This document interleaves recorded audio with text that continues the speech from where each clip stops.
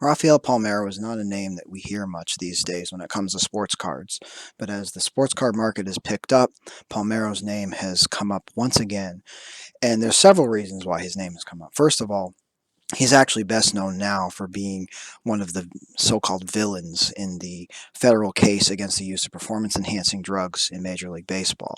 But we also have to remember that Palmeiro, yes, he did hit a lot of home runs, but he was a lot more than just a home run hitter. And if you look at his statistics in his career, yes, he did hit 569 home runs in his career. He did um, have a batting average of about 288 and an OPS of 132. So this means that his numbers, his overall offensive production was about 32% above league average. So pretty strong. He also had 3,020 hits. And typically in baseball, once you get 3,000 career hits, it's basically meaning that you're a lock for the Hall of Fame, especially 569 home runs of those, 569 of those being home runs. But Palmeiro was a lot more than just a slugger. I mean, even before he started hitting lots of home runs later in his career, he was already a great hitter. You can take a look even just on his early career. He wasn't much of a slugger in his early career. He did hit, plenty of home runs, but he was more known as a patient hitter who hit a lot of doubles and, more of a doubles hitter than a home run hitter. And as you can see, he did walk nearly as much as he struck out. So he wasn't just, pure power. He was a very disciplined, very selective hitter. He was looking for his pitch. And yes, later in his career, he did start hitting, upwards of 35, 40 home runs a season. But it's not like this came out of the blue. I mean, he was already a very good hitter who developed over time. Now, of course, he did have some assistance with, probably from some steroids. He never personally admitted to it, actually going as far to not even speak English to those asking the questions. So I mean, it seems pretty obvious that he was assisted by steroids at some point in his career, probably during that era where home runs were exploding across the league, that 95 to 2001, 2002 era. So he certainly probably had help. But what's interesting about that is that even without those performance enhancing drugs, this guy probably, Rafael Palmeiro, probably still would have been a Hall of Fame. He likely still would have gotten over 3,000 hits. He probably still would have hit, at least 400 home runs in his career, and probably would have been a Hall of Fame player even without them. One of the most important things to understand about performance enhancing drugs in baseball, especially as a hitter, it does increase. They do increase your strength, but I mean, you already have to be an incredible hitter, and you still have to. Already be a great talent in order for them to really help you.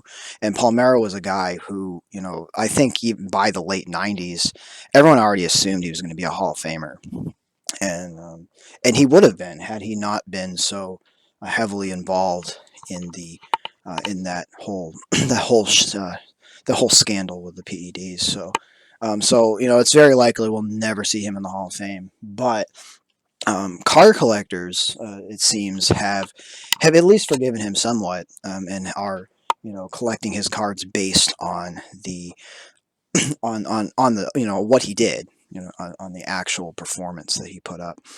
But what's especially interesting right now is his PSA 10 from '87 Donruss. So this card, recently was, you could get this card for about $25. In fact, just in early May 6th, one of these sold for $24 on the pit.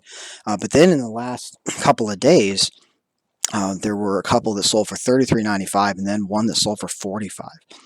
And now the cheapest that you can find a PSA 10 for on eBay is $65. There's one available at the pit for $55, and there's also 10 holdings beyond that. So the pit does have a few of these in stock.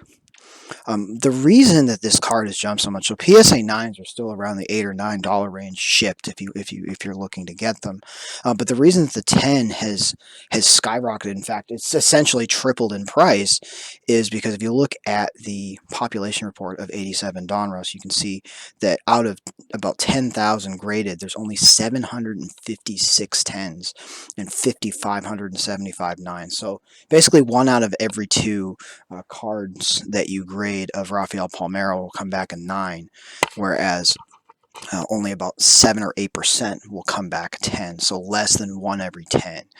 So that's part of the reason why this card has become so expensive so quickly. So the reason for that, there's actually several reasons for this. So one of the reasons is, this is a good example of the card, so I can show you here. If you take a look at the centering of the card, how the card is centered. So A7 Donruss has this nice little guide for us. As you can see how on the edges you see the baseballs are, they look about the same on either side. So this is a well-centered copy. But most copies of 87 Donruss are greatly off-center. So some one border is much larger than the other. There's also a lot of top to bottom issues where a lot of times the image is shifted down, and because just from eye appeal, it doesn't look very good. Whereas with a nine, a nine allows for a little bit of, maybe a little bit of off centering. The other thing about A7 Dharma is because of the black border, it's very easy to see chipping on the edges or the corners. So, so this is a very hard card to get graded. It's one of the harder sets to grade. In fact, if you take a look in the same set, the Greg Maddux rated rookie. This is the card that the set's most known for. There's over 28,000 of this card graded, but only 2,347 tens. Now that's a decent population, obviously, but again, that's only about 8 or 9% of the total population. And actually, the nines, there's actually even fewer nines of this card, percentage wise, and a lot more eights. So, of course, back in the day when people were sending these in, I don't think that people were necessarily as picky as they are when they send in cards now. Um, when in regards to centering and edges and corners and whatnot, they really just wanted to get the card graded just to have it in a case. So, um, but the truth of the matter is that that if you take 100 of these raw, it's very likely you're only going to find 7 or 8 that are even worthy of getting anywhere close to a 10. So even though this card is extremely common, it's extremely difficult to find good condition copies, and the same is true of the Greg Maddux as well.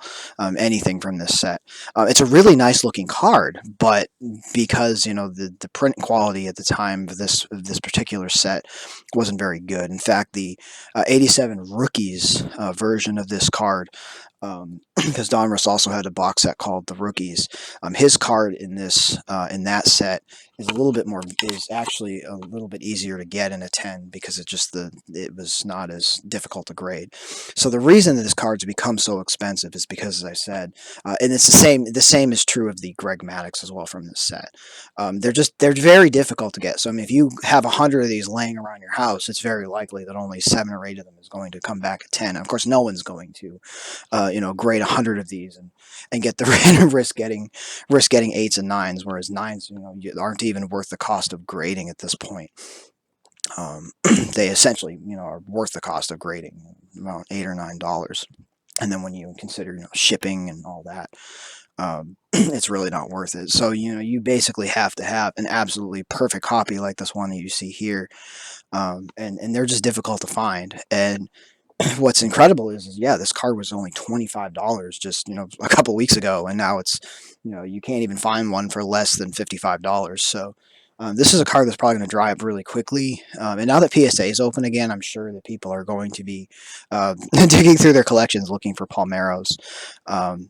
Because I mean, it could be months before the PSA is actually able to turn them around. PSA has only recently started getting getting submissions from months ago returned. So, but yeah, this is definitely a card to watch. Definitely watch this and the Greg Maddux, because this card could go up in price considerably when the documentary with Sosa and McGuire hits. Simply because I mean, Palmeiro was a major hitter back in that era of baseball. He was a major player, and again, a guy that everyone thought was going to be a Hall of Famer. And, it's kind of sad, but it's actually kind of a happy thing to see that collectors are remembering how good a player he really was. He was more than just a home run hitter. He was a great pure hitter. A lot of he did win 3 Gold Gloves in his career, but I think that early in his career he was actually regarded pretty well at first base. But by the time that he actually won the Gold Gloves, the defensive metrics would suggest that he was actually below average at that point. But he was a pretty good player. He was early in his career he was certainly better defensively.